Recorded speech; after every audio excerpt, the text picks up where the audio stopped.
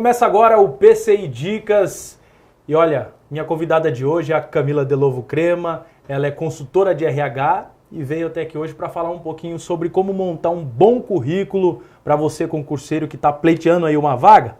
Vamos às dicas então. Camila, qual é o primeiro passo que é para o concurseiro saber, o que é importante ele levar em consideração na hora de montar um currículo? Ótimo. A principal dica que a gente dá para o concurseiro, né, para as pessoas que estão buscando uma oportunidade no mercado, é que ele se atenha a 4 grandes itens principais. Então, colocar muito bem os dados pessoais, depois a parte do objetivo, que é para o que ele está concorrendo, né, mesmo se for o concurso, que ele especifique esse motivo, o motivo é importante. Depois que detalhe de maneira muito bem concisa, resumida, mas que seja bem claro o que ele fazia nos empregos anteriores, que a gente chama de experiência profissional, e também fale um pouco sobre a parte de formação acadêmica, estudos e idiomas também, que é importante para agregar para o perfil. Você falou nessa questão de resumidamente, né? Uhum. Informação demais é prejudicial? Sim, prejudica. A gente sempre indica que tenha no máximo um currículo, 2 páginas, porque senão ele se torna desinteressante para o recrutador ou para o próprio empresário que faz o processo e até para a parte de concursos, que as informações sejam completas, mas para aquele determinado fim e que não fique muito prolixo ou informações desnecessárias, porque ele tem que atrair a impressão, né, de quem está recrutando, ele tem que ser boa. É como se fosse uma venda do seu perfil, um marketing pessoal. Se for cheio de informação que é desnecessário, provavelmente não vai ser tão importante para o recrutador aquele perfil. Nesse sentido, um só currículo para todo tipo de certame é válido ou é bom ter alguns aí para cada tipo de certame diferentes? Legal.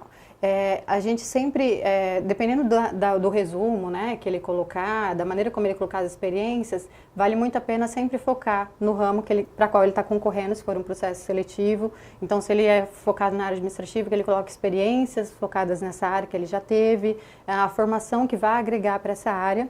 E no caso de concursos, geralmente o currículo acaba sendo um pouco mais diferente. Ele precisa ter mais a questão dos estudos, as certificações, a parte toda de publicações que ele teve durante a escolaridade. Então, precisa ser um pouquinho até mais completo, o de concurso, e o de relacionado a trabalho precisa ser um pouco mais conciso, mas também vendendo o perfil. Então, o ideal é você sempre ajustar para qual empresa você está mandando e para qual fim, né, você está se destinando, concurso ou a parte de empregos em geral.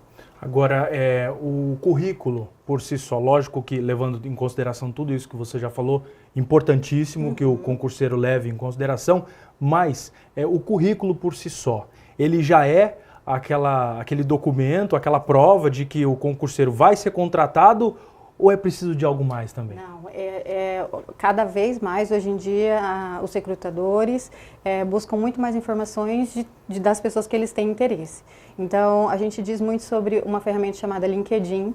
Ela é um currículo, é uma rede social só profissional. O currículo do LinkedIn tem que estar igualzinho ao currículo profissional, ele tem que ser muito conciso nessa identidade, tem que ser uma identidade única, desculpa, e ele tem que ser muito padrão também. O próprio modelo dessa ferramenta de rede social, ele já dá uma ideia de como pode ser o meu currículo físico também. Então, fica aí a dica para quem não tem LinkedIn ainda, que vá atrás, a nível Brasil. A interior aqui ainda é um pouquinho menos difundida essa ferramenta, mas é muito usado hoje em dia para recrutamento, para verificar currículo, né? Então, eles fazem uma espécie de veracidade, né? Ver as informações, se estão reais e iguais ao do currículo, fazem essa análise.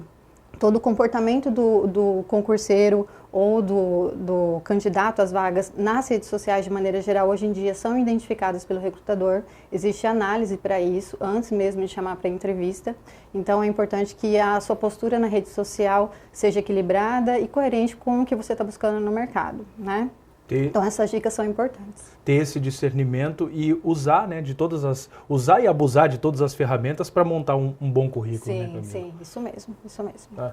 Só para detalhar certinho agora, pontuar as melhores dicas, no caso, ou as mais importantes, na hora de montar então o documento, Ótimo. reforçando para o amigo concurseiro. Ótimo. Na primeira parte tem que conter os dados pessoais. Claro, também tem que ser dados que são atuais, não adianta colocar telefone, e-mail que você não tenha acesso, não use. É importante que você já coloque o seu contato de Skype e também o LinkedIn, se você já tiver, isso já facilita para o recrutador acessar a sua rede social profissional.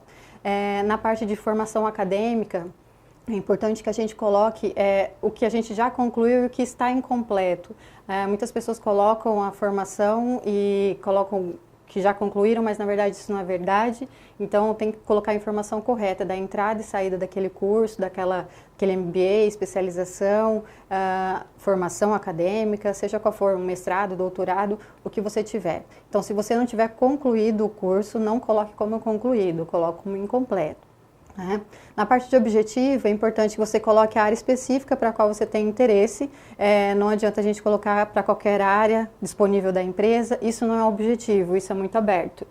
Então, sempre colocar a área de interesse, mesmo se for um primeiro emprego, talvez, colocar para o meu primeiro emprego, não tem problema. Na parte de descrição de experiência, sempre colocar o nome da empresa, a data que você permaneceu naquele local, né, o período que você trabalhou lá e descrever as funções que você desempenhou naquele local.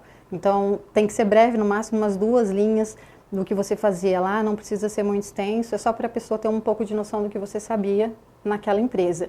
Pelo menos umas 3, 4 experiências últimas do momento atual em ordem decrescente, não precisa colocar tantas experiências, senão vai cair, né, naquelas questões que a gente já falou de ficar muito prolixo e não ter interesse.